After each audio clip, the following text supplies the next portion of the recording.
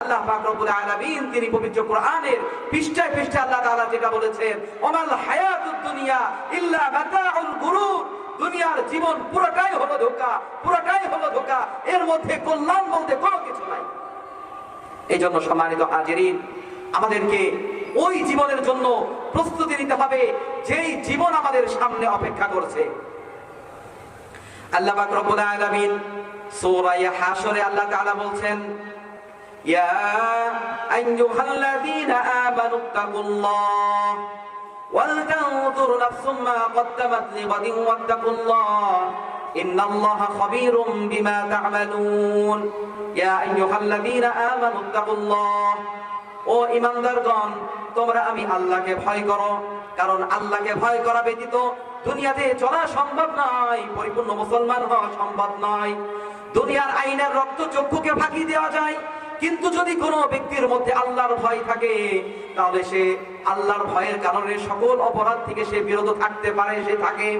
আর যার মধ্যে আল্লাহর ভয় নাই, সে যে কোনো ভাবে আল্লাহর আইনকে ফাঁকি দেবে, দুনিয়ার আইনকে ফাঁকি দেবে, সে তার বোনকে ঠকাবে, সে ভাই হলে সে অন্য ভাইকে ঠকাতে পারে, ব্যবসায়িক হলে অন্য ব্যবসায়ীকে ঠকাতে পারে।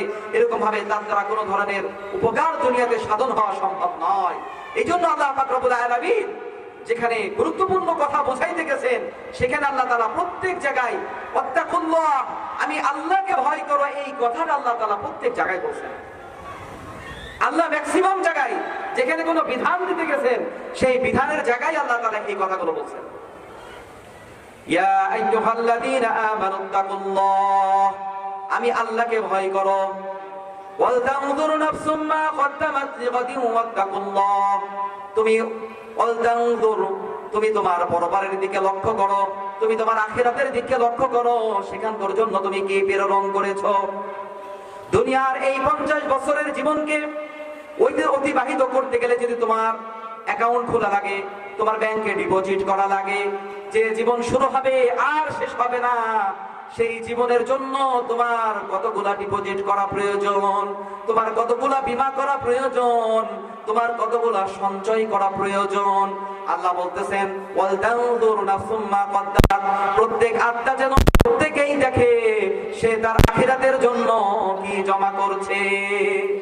এখন তো মনে হয় যে আখিরাতের জন্য সঞ্চয় করা এটা মুষ্টিময় কিছু মানুষের কাজ, আর বাকিরা দুনিয়া করবে, তাদের আর কোনো কাজ নেই। আজকে আমাদের বাংলাদেশের 90% মানুষ মুসলমানের দেশে ফজরের নামাজ পড়ে কয়জন মানুষ? 5 ওয়াক্ত নামাজে যায় কয়জন মানুষ? কয়জন মা এবং বোন সময় মতো নামাজ আদায় করে? কয়জন মা এবং বোন সে এরকম ভাবে তার স্বামীর খেদমত করে? কয়জন মা এবং বোন রমজানের রোজা রাখে?